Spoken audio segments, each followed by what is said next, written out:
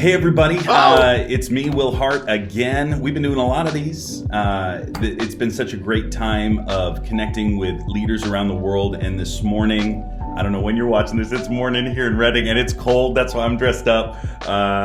This morning, I have somebody very, very special to my life, but also to Iris, one of the founders of Iris, one of the leaders at Iris, and a man who has more stories than almost anyone else I'd ever met.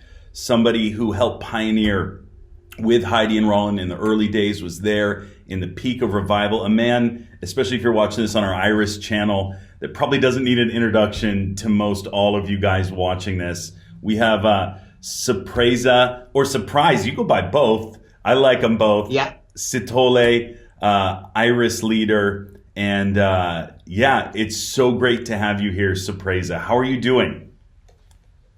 Well, Will, thank you so much. And I just want to say thank you also to the listeners. And this is beautiful. I'm doing great. Come on. Thank you. I know. Yes. As I was sitting here today, I know that, you were there on a plane with Rollins, just flying into chaos in the late 90s.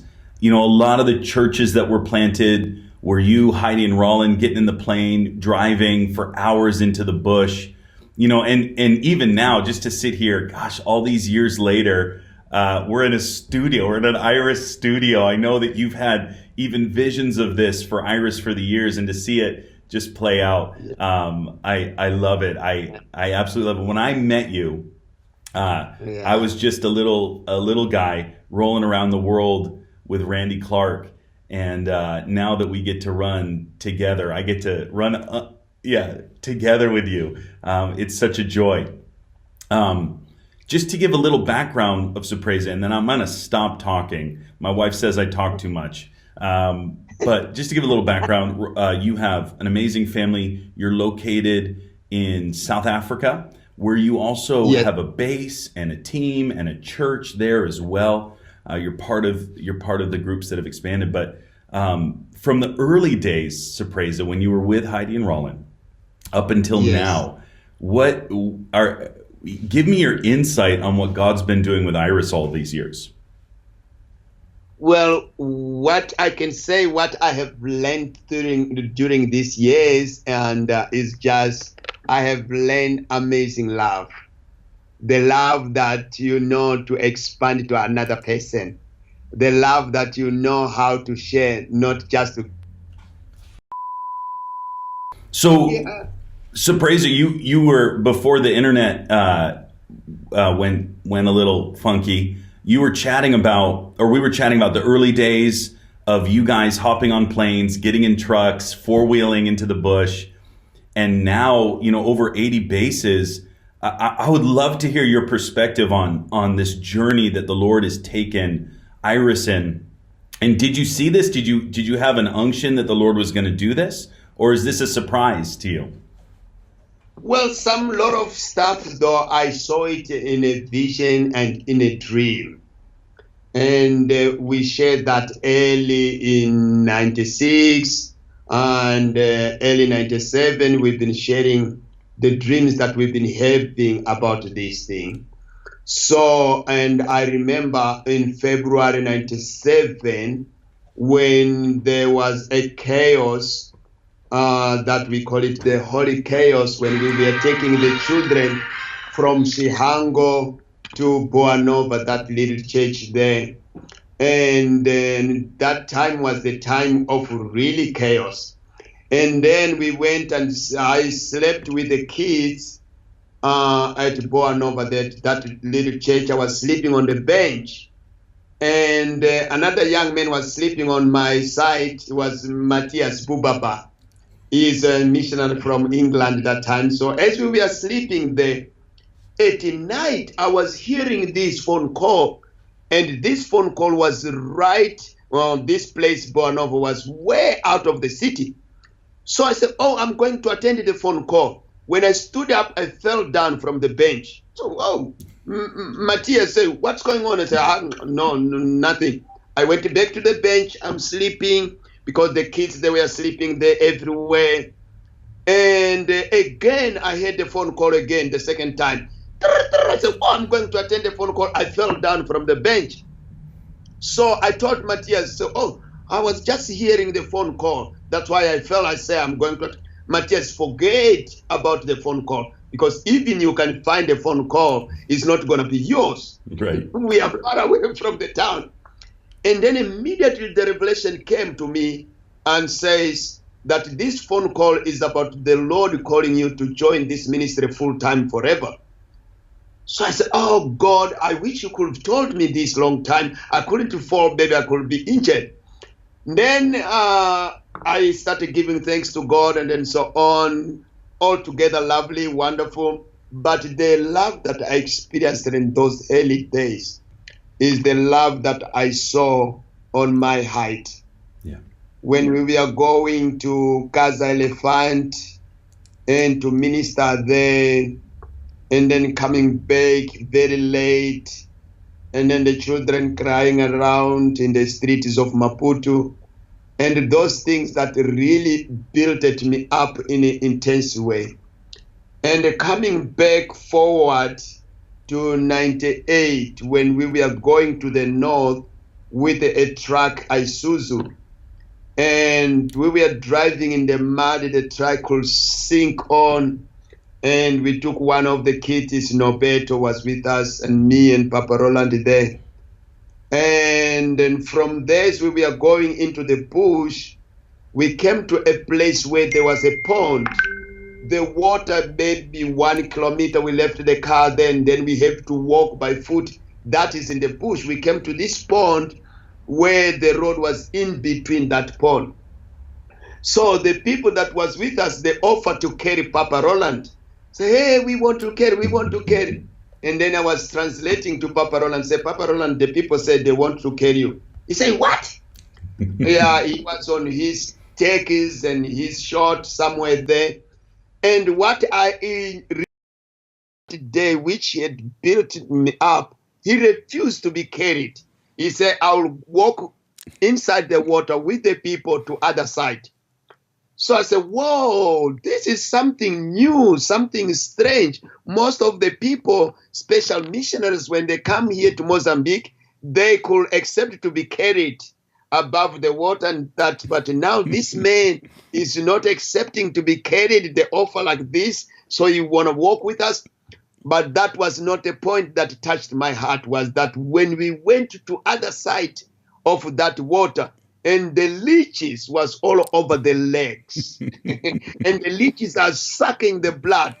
So, and then he wasn't jumping like everybody, jumping around looking for the solution to remove the leeches. He was just pull down his camera and he's taking picture of those leeches on his leg, and it was beautiful. Everyone was standing there shocking. Say, what? He said, no, this is just to give them a little bit of blood. They will not finish the whole blood I have.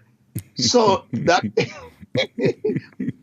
so doing that, and we started church, amazing thing that we were seeing that time, seeing the people getting healed, seeing the people, and saw the joy getting into the village. It was so amazing. And that had built my faith personally to the level where I am today. So that's why I say, God, this is only ministry that is offering what God is offering. Wow. So, yes. Wow. And so I rarely get to ask you this, but I'm going to put you on the spot. Is that okay? Sure. Okay. Perfect. So with Iris and the world, it's gone worldwide. Bases are expanding every year. Missionaries are getting sent out. As one of the fathers in this movement, one of the founders on the team in the ground, where do you see God taking Iris in the future, Surpresa?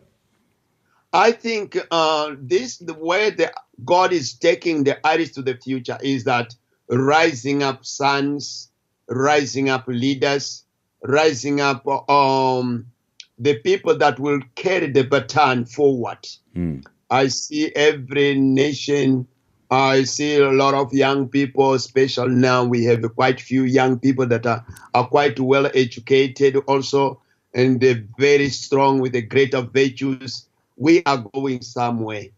We didn't reach where God is taking us yet, but we are going there. Yes. So let me ask you a question, just real quick. I rarely get these conversations with you, but you wrote a book, and for years I traveled around America, and that was the book that I held up first. It was so impacting on my life. I knew you, but to get some of the backstory, your life, it seems to be marked by the miraculous. I mean, the stories of God intervening, visions, dreams, visitations, these have all played a major role in your faith and in your walk. Not that you lean on them for your faith, but God seems to just interject. And starting from when you were a boy and you heard his voice and he called you out of your village, to just going around the world in these crazy encounters. Surprise, we're talking about a younger generation that's coming up. As I've grown up in our kind of spirit-filled movement, hearing the voice of the Lord, the late 90s is when I got saved, and then seeing that radical push for, pressing in for dreams and visitation. This is my opinion, and this is just my opinion. I see people leaning away from that less, and I feel like in this younger generation, they have the heart, they have the drive, but I don't see that as much of that raw visitation voice, the prophetic, the unction. Can you explain that? Because that happens a lot in your life, and I feel like a lot of those things have really opened the door for you to go where you're going and to pioneer. Do you feel like it's necessary to have those things to send a generation out, or do you feel like this younger generation isn't pressing in for that as much? Because when I hear your stories, I want to be just like you. Yeah. Well, thank you. Thank you so much. And it seems like is that the miraculous are the evidences, and especially when you are starting with those miracles going on, what we should do actually is that beginning treasuring all the evidences of God. Each time you see, no, this is not natural, this is the divine involvement. The divine was involved here, the divine was involved here, the divine was involved. Treasure all those things, because as we are growing up, as the young generation is growing up as well, and it will come to a point with too much where you can get easily confused and lost. So, but when you have those evidences of the divine involvement in your life, those evidences build up your faith when the wave of doubt comes, when the waves of struggles comes, when any different waves might come, the waves of sicknesses and the wave of what, you bring up those involvement of divine like a might bigger wave that will push away those waves. So that is what we should teach also the younger generation. This thing that we see day by day, the hand of the divine involvement, let's treasure those things. I'm sorry. Go ahead. No, go ahead. So why do you feel like, and this is something that I've always struggled with, because I press in for it. Why do you feel like that great grace, that where the Lord visits, speaks to you, why do you feel like it happens in your life over somebody else? Like, do you feel like there's just it's just the sovereignty of the Lord, it's His grace, or do you feel why you and others are out there crying out for it and they don't seem to get the same response? Okay, I think the level of hunger also has to speak right there. Because the Bible speaks, as it says, blessed are those that are hunger and thirsty. So when I go to the service today, I become drunk in the spirit, and then so tomorrow when I go to the service as well, I'll be hungry for the hunger that I had when I was drunk in the meeting. So always is that also, can I go to another level today? Another level than the level of yesterday. Yesterday I had this level that I smelled the incense. I was so much intoxicated by the power from on high. I was completely overwhelmed. Can I go to another level from there? Can I go from another level? And then I pursue in God. God, take me where I was before and take me to another level. Take me to another level. And immediately sometimes the vision comes. I'm right in the midst of the meeting. The song is going on. The people are chaos and the cloud everywhere. And now I'm completely in another realm of glory. So the next week when I go to the meeting, I'm hungry for that to be taken to another level. Yes. Thank you so much. I love it. I love it. I have one more question, and then I want to hear from you about what you feel like the Lord's saying in this season. For me, I will never forget meeting you and spending time with you in India. We went with Randy Clark. This was years ago, and friends. Those meetings, those times my life. have marked my life, and not just in India, but Africa, Pemba. I've watched you move with so much power and authority and grace and love, and I've heard the stories and the testimonies of things that of the miracles that God has done with you and through you that just freak people out. And I don't want to get deep into them because it's all miraculous. This great faith is miraculous. But when I heard the response that you had the night that was it your brother? I want to make sure I get this correct. I was calling my brother, but he was my cousin. Yes. Yeah. So and it's funny because we get that confused. Africa, it's brother, it's your cousin. It doesn't matter. It's all brother. But your cousin, your family, was killed because of his faith and really tortured. And I had a friend that was there with you the night that took place. Our good friend Danny Stain. And your cousin was mutilated, and because of preaching this gospel, and Danny sat there, and Danny has retold the story to me as you got the news, and then and of course mourned, but got up and said, "Okay, let's go, Danny. We have church tonight," and Danny said, "What are you talking about? You have to be here." And you said, "No, we're going to preach this gospel." And we're gonna celebrate his life. And not that long after that, you actually went back out to that village. Is this correct? Yeah, 2 weeks after that. Yes. And so all the miracles, which I love, but that response, that deep mark of the Lord, that deep intimacy that you carry with the Lord, it blows me away. Most people would just fall back. Do you mind just sharing a little bit about that story? Well, yeah, it's painful, though, to remember that story, but let me just share it a little bit. In a brief, was some way back, Dan was here, and then he came with the team and so on. But that night, something supernatural had happened.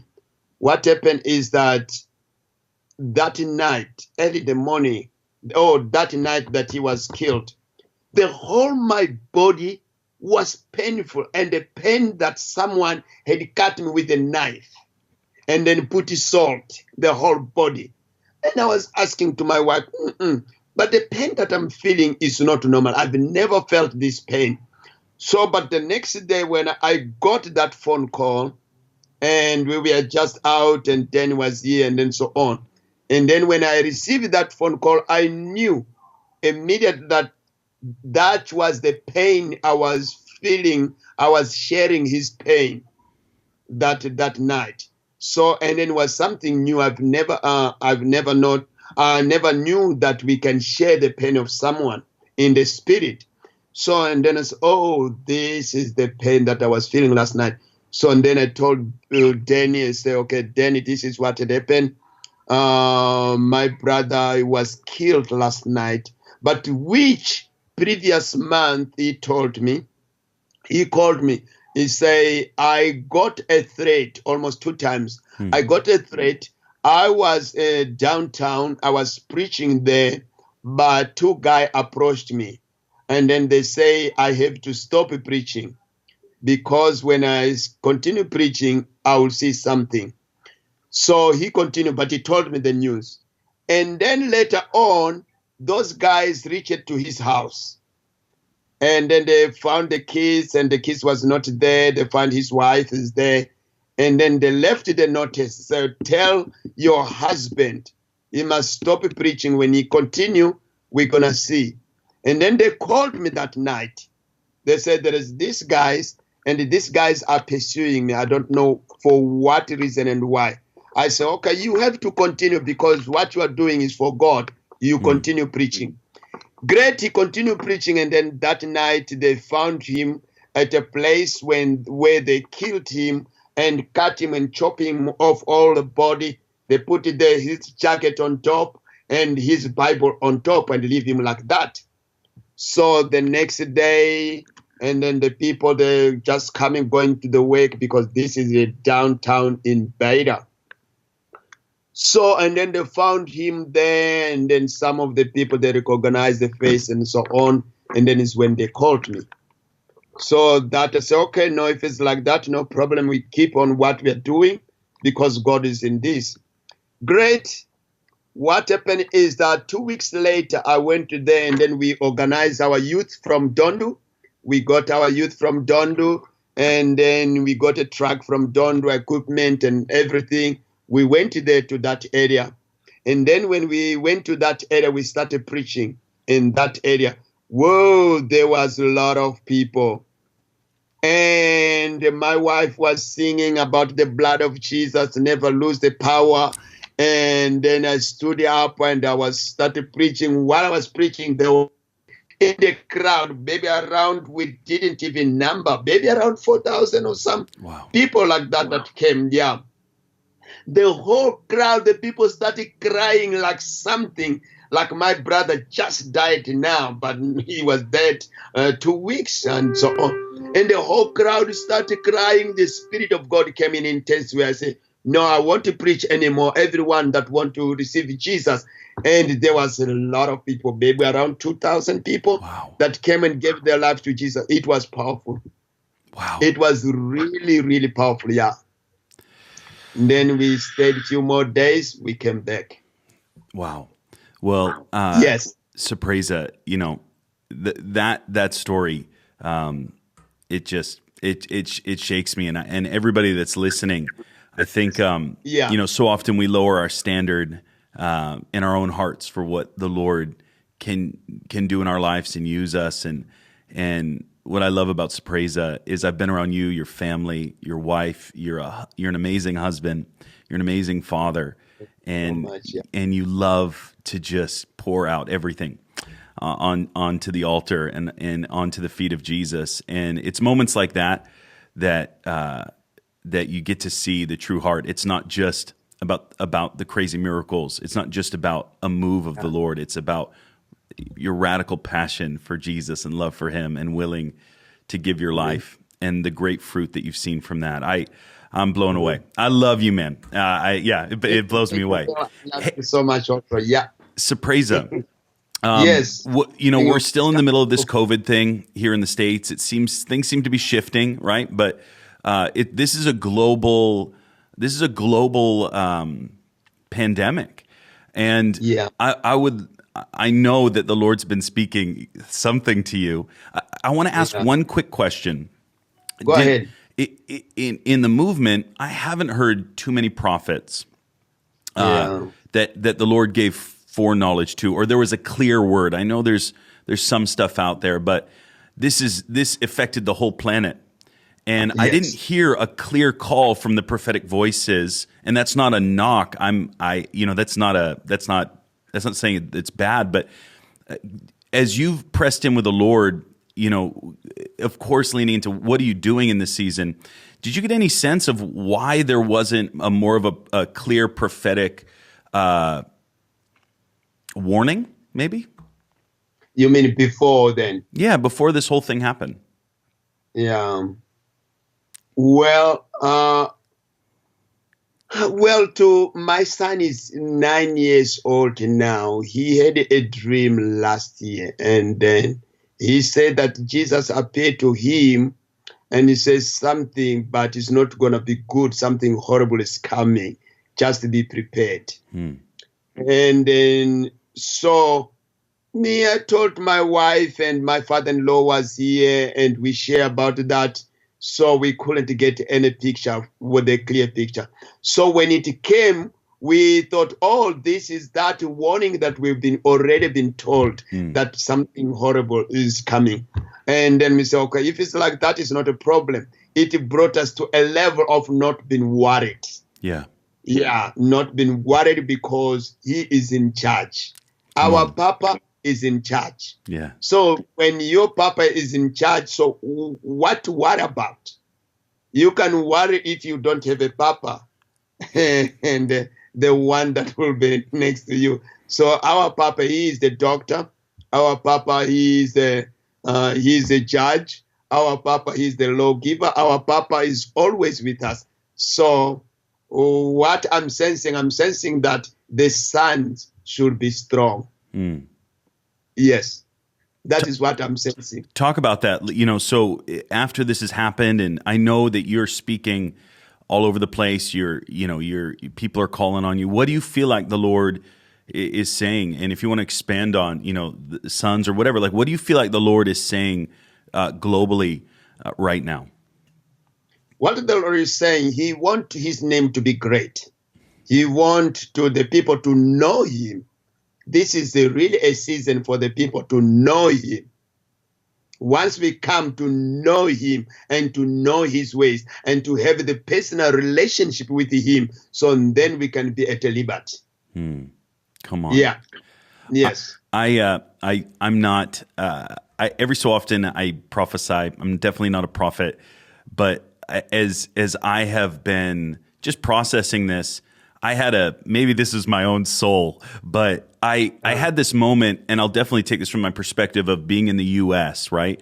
There was a rush on supermarkets. There was a rush on, getting security in the natural, which I understand that. I understand people doing that. But as we entered in, a lot of the questions that I was hearing from people was like, am I going to be alive? Am I going to die? Am I going to have food? Am I not going to have food? Am I going to have money? Are my parents going to be alive? And maybe this is just the missionary side of me.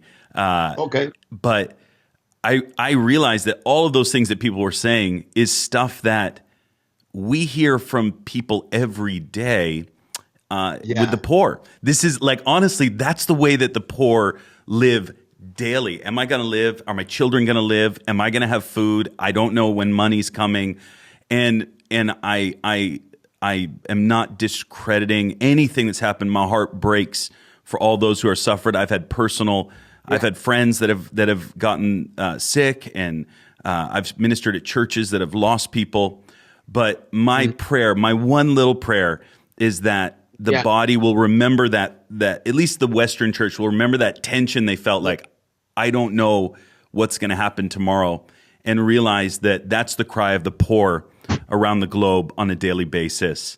And as we come out of this, to remember that feeling and go and give their lives away for the poor, the sick, the needy, and the broken, because there are people that live in that tension every day of their life with no government support, with no, So my prayer is that the church gets the heart of the poor in this season. It's just one of the prayers. Fantastic. Surpresa, anything else that you're feeling, or any way that people can get in touch with you? I know I've taken a chunk of your time already. Yeah, they can get in touch with me through my cell phone or email. You have my email, yeah. You don't want to give your cell phone out on this, Surpresa. Trust me. Trust me, brother. Even right now, I'm switching off my cell phone at night, so it's getting intense so much. Well, let me say this: I'm not giving out your cell phone, but I will say, listen, grab a hold of Surpresa's book, Voice in the Night. It is spectacular, and you can get it on Amazon. I don't know if you have a website. Or do you have any of those things you'd like to share? Amazon is better. Yeah, Amazon is better. Okay, yes. But honestly, like for me, I love the story, and you are a fantastic storyteller. It's a beautiful read. It's an easy read, but it's an amazing story of His grace and redemption. and rescue as well. And so I want to encourage all of you watching, go grab it, find it. And and follow Surprise as he's running around the world, at least right now on Zoom. You are all over the place. The last time I saw you, you were speaking Hebrew. You're like, I've learned Hebrew. And you're just like this crazy on fire man that nobody can, I can never imagine what you're going to do next. But I want to encourage everybody to follow you around. And thank you. Yeah. Surprise, give your amazing wife a hug from me and your kids. And please, let's stay in touch. I hope I can get you back on again some other time. And I love you. And I'm so grateful for you. Thank you so much. Yes. Okay. Have a great day and enjoy the coffee and so on. We are going to sleep now. I got breakfast here. Look at it. I'm getting healthier. Blueberries and yogurt. I love you, man. Listen, thank you everybody for watching this. This has just been an amazing time with our friend and leader, Surprise Sithole. Or you can call him Surprise. I like both. And I know this has blessed you. Share it. Send this to somebody if you think that they need it. And we love you guys, and we will catch you on the next Iris Global Green Room Quarantined Edition. And we'll see you guys later. Thank you so much. Bless you, Surprise.